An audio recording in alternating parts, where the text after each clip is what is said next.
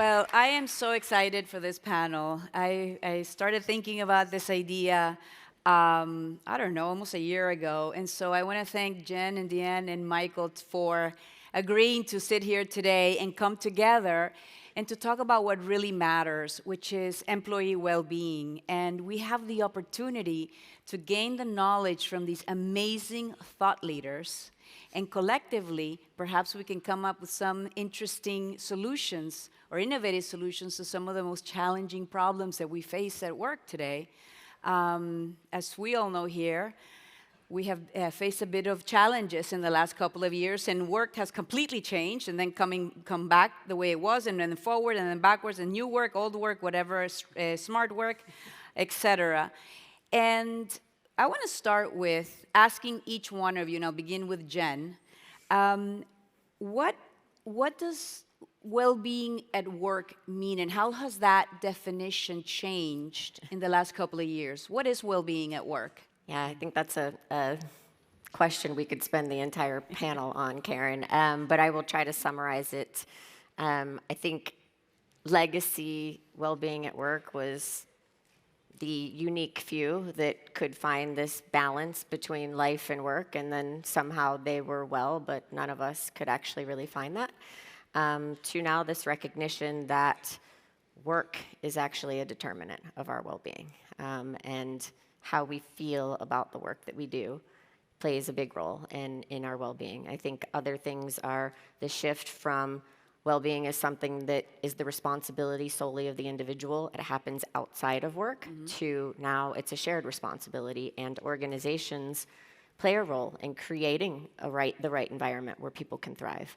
And then finally, it's much more than just offering, benefits and wellness perks. Those are foundational. They're non-negotiables, I think, for every organization. And now we're actually looking at how organizations are structured, the way that work is designed, the barriers that are potentially in the way of people getting their work done, the relationships that we have in the workplace, and how that's impacting our well-being. So those are just three that are top of mind. I could just say ditto to all of those things. And I think just to amplify a couple of points that Jen made, especially around the benefits, because the formal benefits are important. It's only a benefit if employees take advantage of it and use it.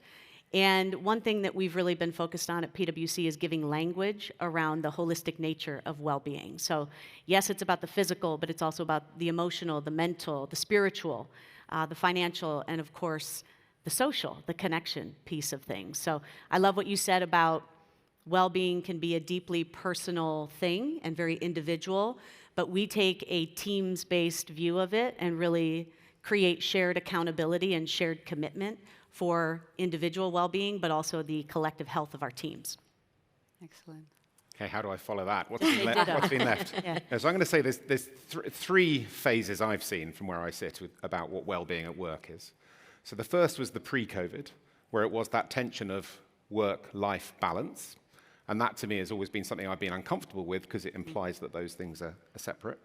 Then there was being well at work or at home for the whole period of COVID, where we absolutely prioritized a much more basic version of well-being for all of our people. And now I think we're still figuring it out. I don't think there is an answer right now. We're trying to navigate through being at work, so without the well at all, but just actually being there and understanding what that means. We're also trying to figure out what it means in a position where lots of organizations are really challenged in their performance. And how do you have an integrated view of what well-being means to performance when a lot of organizations in many places feel under so much pressure? That's the thing I think we're trying to figure out now, and it's not set yet. It's in flux. It's in flux. I can totally agree with that, but at least it seems like we know it's important now, right? That it's a priority and that it impacts productivity, it impacts traditional business results. And I think that since the pandemic, we've been able to really see that. It's just a matter of what do we do? How do we operationalize well-being, Jen? Yeah, I mean, it's a great question. I think I'm with Michael. I think we're still figuring that out, and potentially the scholars and researchers and academics that have gotten on this stage before us would probably tell us we've been telling you this forever, but we're corporate and we take a little bit of time to figure these things out for ourselves. But I think it's, first and foremost most about, leadership behaviors, the role that leaders at all levels of the organization play. So most senior leaders, we heard from Alberto, setting the tone, really role modeling, making it a strategic priority of the organization. It can't be a nice to have. It can't be something that's just executed by human resources. It needs to be owned by the C-suite. Human resources has a significant role to play, but it needs to have ownership by the C-suite of the organization. The manager, people's line leaders and managers are probably the most critical in terms of my well-being at work. We've heard it from others that have spoken on the stage. People don't leave organizations; they leave bad managers. So the relationship that I have with my boss has the most, in our research, has the most significant impact on your well-being. And then other things that we've all heard about: autonomy, the ability to job craft, design, how, when, and where I do my work.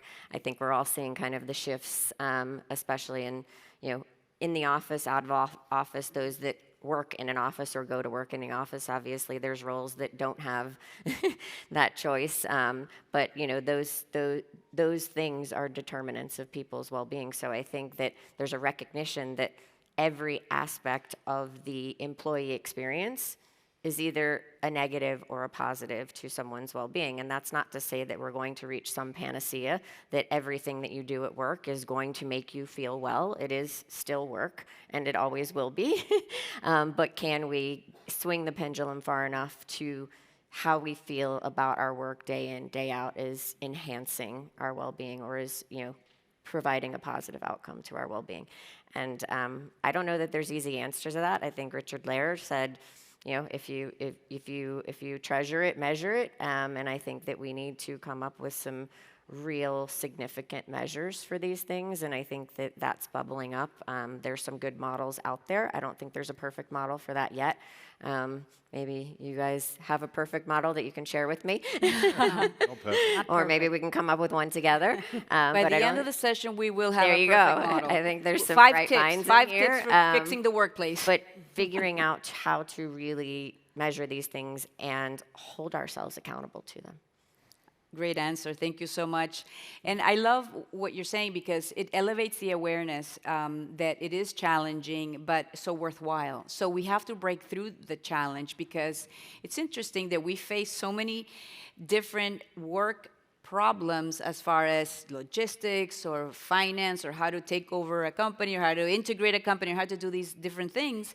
But all of a sudden, when we meet with this question that is challenged, we kind of give up, or we want a quick answer, and we didn't get here overnight. So it's not an overnight solution, but it's such a worthwhile solution. This ties into training, Deanne. Are we training our leaders, our managers, and are we doing enough, and what can we do? So I love your point that this didn't happen overnight. We didn't get here overnight, but also the point around education. Feeling a little more comfortable, I would say, around the why and the what. And your question around how do we operationalize this? This is how we get to the how. How do we do this? I also love the quote, if you treasure it, measure it. I will definitely take that one with me. And well-being is something that at PwC we have considered a leadership skill for well over a decade.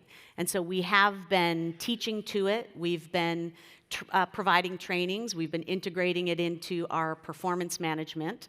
And again, it gives people a language, but it also then counts and matters, because it is something that is integrated. I love the word that you use, Michael. So teaching them not only what it means, how to do it, the power of habit formation and rituals and high-performance routines, energy management, intentional choice, making intentional choices aligned with your values, how to communicate what it is that you need. All of these things are the types of skills that we're providing training around, and then looking at the competence of our folks to make sure, if you are a newly promoted manager, to your point, Jen, being such an important position in the organization, How are you becoming a great coach and mentor for your people? How are you becoming a great point of contact for your clients? So it really is, we also define leadership at all levels. It's not necessarily a hierarchical thing. So how do we make sure that people feel educated around the why and the what, but also then equipped with the skills and capabilities, like we were talking about this morning, to actually execute against the how? Fantastic.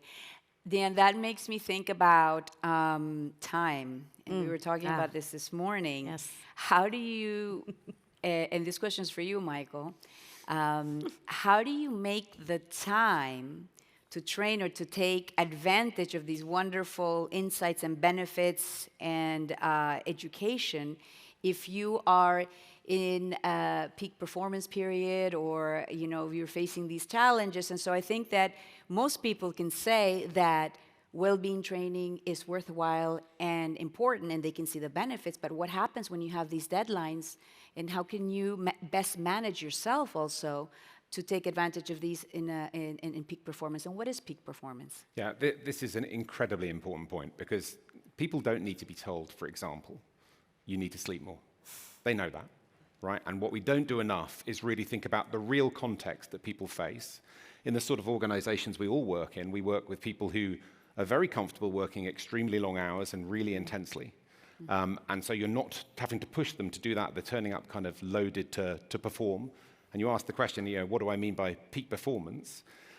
For me, that's how someone sustains their performance over a long period of time, right? And if you think of PowerPoint and the PowerPoint presentations we'd see up on the screen, it's often someone climbing a mountain or someone crossing a finish line. And it's completely the wrong image to represent the sort of way we need to manage people's well-being and performance over time, and how we need to train them to be able to manage it, because it implies that you're trying to manage people to singular moments from which you then recover, like an Olympic event on a 4-year cycle, and then you've got a long recovery. We're not. The sort of work that our people do is an endurance sport. And that means you do need to train them and find the time to train people. And we've embedded the way we work that I lead into all of our iconic fundamental training. People do it every stage. It's like coats of paint. We keep going back and doing another coat. But you also need to bring it into the moments of challenge that they're really facing in the context of what they're doing. That means going after the individual experiences or the pieces of work which are really failing, that are really struggling. And we had a secretly named project, and as long as no one here shares it outside, that's fine. And it was called No More Shit Studies, right? No More Shit Studies, because I know that the 5% of projects that are going badly at any point in time will leave a massively amplified memory for the individual, memory impact for the individuals. Hugely amplified, because they'll remember that more than anything else, and they have a blast radius well beyond the people who worked on that team, because their friends interpret things from that, their colleagues interpret things from that. So we've gone very, very hard on those. And the final bit on time, and I say this a lot to our senior leaders when I'm trying to convince them to spend time doing the things that I think have a positive impact, and in fact have the evidence really clearly to show, is no project takes up more time than the one that's failing. So I take a real performance-based approach to it. That's the language I always lead with, and then come back, follow up with well-being. But no project takes more time than the one that's failing. No team, no individual. So if you can avoid that, and you can tell people the things that really will help you avoid that, or manage it when it happens, you will save an enormous amount of time. So I try not to fight the balance of add this on top. It's instead of the time that you'll have to spend if it doesn't work. Thank you for that. I wonder where we decided that faster is better. I'm not sure how that works, but because we've all realized that when we're rushing, we leave a million things behind, and then in retrospect and hindsight, things are so much better, right? But we have this sense of urgency constantly, and it doesn't lead us to the peak performance that you're talking about. Yeah, I don't think that's new, though. I think that's part of the human condition. I was in Istanbul this week, and the Hagia Sophia was built in 6 years, I think, and the dome fell in 3 times because it was rushed, right? So it's part of the human condition to We keep always forgetting? aspire. Is that what happens? We keep forgetting? Yeah. Hard lesson to learn. Hard lesson to learn. I'm guilty of it, by the way. Jen, where should well-being be housed in an organization? Yeah, you're giving me the zingers, Karen. I think that it's less about where it's housed. I think that it needs to be a strategic priority of the C-suite of the organization, and all of those leaders need to understand the role that they play.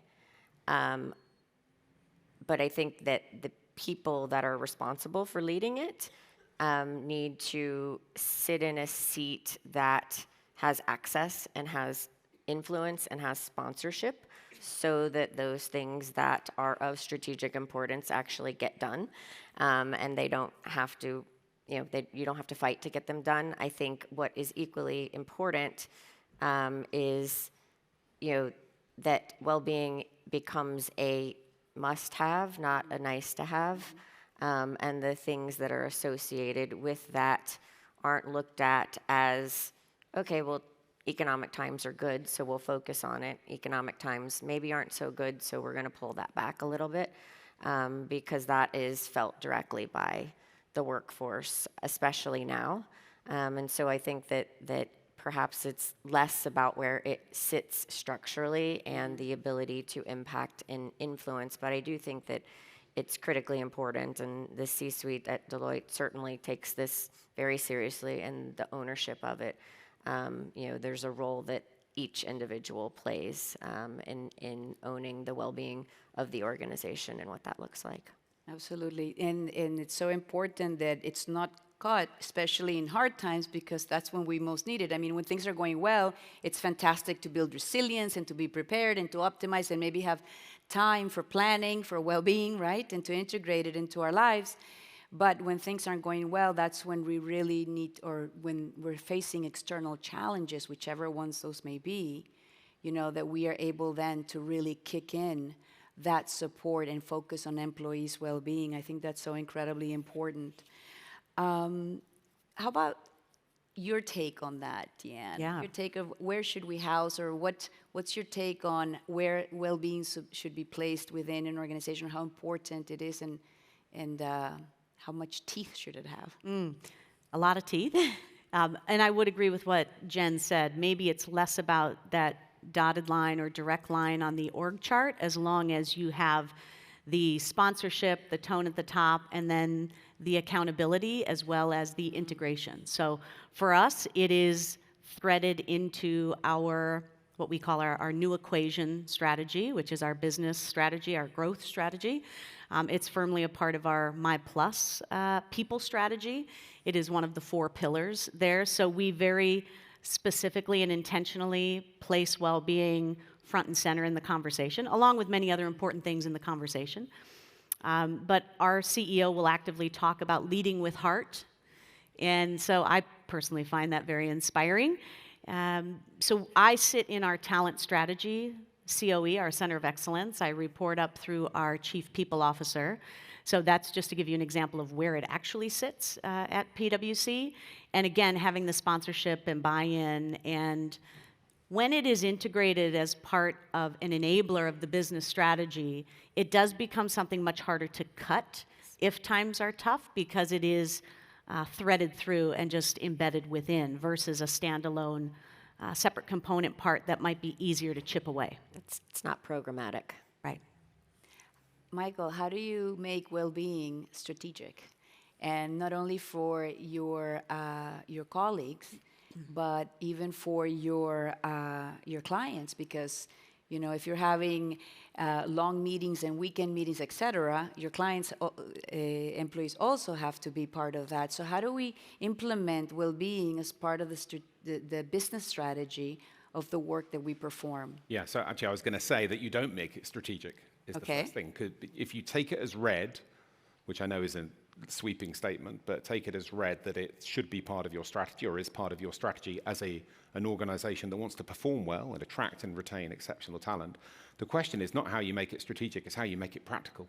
Okay, how do you make it practical? The way to make it practical is from the bottom up, not from the top down, right? In the actual rooms that people are working in. As you were saying, Jen, the experience that people have is driven by the people that they work with day to day. So it's how you change that experience for people. What we're trying to do with that is to identify a relatively small number of things that we believe have a disproportionate impact on how teams function and the experience that people have working in teams both in terms of their ability to deliver impact and what it's like working in that team, the way you develop, the way that you grow. We know the output of that can be better well-being for people. The way that we embed that is from the training that we're providing people throughout their careers. And I said about those coats of paint earlier, it's multiple coats of paint of actually a very small number of things. What we're not trying to do is to give people a playbook that says, here's the 50 things that you need to do. I mean, it wouldn't actually be that hard to write it, I don't think. We kind of know what, all of us know what at least 80% of that would be. What we're trying to do instead is say, do these 4 things. They will have the biggest impact if you just do these 4. We used the word rituals earlier. That's what we're trying to do with our teams, is nail it down to a small number. And then to ensure people are doing it, we're making the observance of those things part of our review processes for everyone at every level.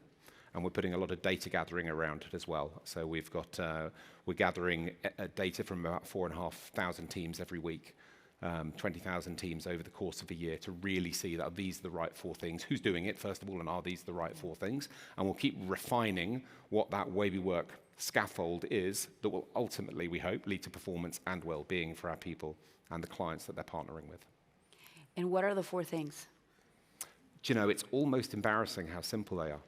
Well, we No, want to I'm gonna know. tell you. That's I'll great. happily- That's good news. I'll happily tell you, but it makes me feel a little bit like a fraud in a way, because it's stuff that's so obvious, and you'd say, well, all of us would know that. The first piece is doing really high-quality kickoffs at the start of work with your team and with your clients, and the content that you cover within that is really critical. The population that I work closely with is one that just wants to run off and solve stuff. And if everyone just runs off from the same start point, they'll often suddenly look around and discover they've gone in the wrong direction. At least by 10 degrees. And 10 degrees over several days of sailing is a big difference, a really big difference. The second thing is retros, retrospective meetings, where you're really looking at the process within the work, which might, again, sound really obvious, but within our culture, we wouldn't often talk about process. We'd focus on content. It's all about the problem solving. It's all about the intellectual challenge. And to pull a group of McKinsey people to talking about the process has been quite a hard thing to do. But that's really creating a development culture and mindset within the teams. It's about one-to-ones with people that are particularly focused on apprenticeship and development and feedback and real radical candor in those discussions with people. And the last piece, which is about it's about how you close studies. It's about how you close a project with the client and how you hand over the right information and reflect on the impact that you've had and the learning that you've had. All of that system together is about setting people out on the right direction and creating a continuous development culture over the course of a journey. Things will go wrong. The question is how you respond, how you spot them early, and how you respond when you see that. And that's how we're trying to do it. Excellent, excellent. Simple is good. Yeah. That doesn't mean it's easy, though. No, it doesn't. But I will tell you that the teams that do those things have 49 percentage points higher sustainability over the course of studies. Our clients are 13 percentage points more satisfied. It's really significant impacts from Huge a relatively impact. small number of things. Can I add on to Yes, that? I want to. I want to give you the opportunity to each of you say whatever it is that you'd like to say. Completely agree with all of that. The other thing that we have found incredibly powerful at Deloitte is leveraging the passion of our own people on this topic. Our people are incredibly passionate about well-being and have ideas better than any of us do on how to fix this, on how to operationalize it, on how to make it come to life in their life and in their work every single day. And so finding a way, and regardless of the size of your organization, because I recognize all 3 of us are in very large organizations, and I often get the question, well, what about my company, which is small or medium? But people are very passionate about this, and so co-creating this, listening to your people, and unleashing the power and the passion of your people to bring this to life, and knowing that this is something that they do, this is something that they get, this is something that they want, and giving them the right training and guidelines and guardrails, of course, of what this might look like, but letting them own it. And that brings a sense of pride and meaning and purpose, and all of the things that we've been hearing about has been incredibly powerful for us. Fantastic. So kind of making everybody the chief well-being officer of their own life and work, right? And you give them the space, which is wonderful, and the language, which is great, absolutely. really great.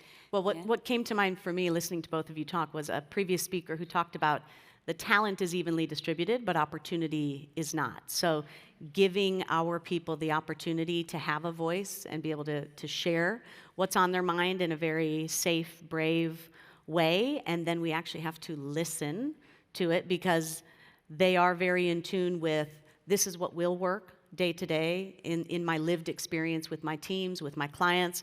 Here's what will not. So designing solutions from any ivory tower without the voice of your people are probably destined to fail. So I would definitely say find a way to give your people the voice to contribute, because then they are part of the design, they will be part of the implementation, and part of the ongoing success. Michael, do you have anything to chip in there at the end? I think the one other add for me, and we have a part of our organization called the McKinsey Health Institute. There's a not-for-profit piece of our organization that looks at well-being and health in workplace and other settings. And the other thing for them was, and we saw it earlier in a presentation, was looking at toxic behaviors and toxic leadership.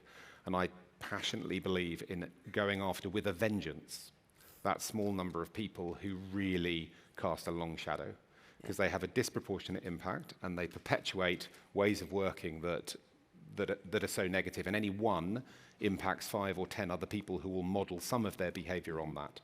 So I think we should all be ferocious and unforgiving in going after toxic leadership.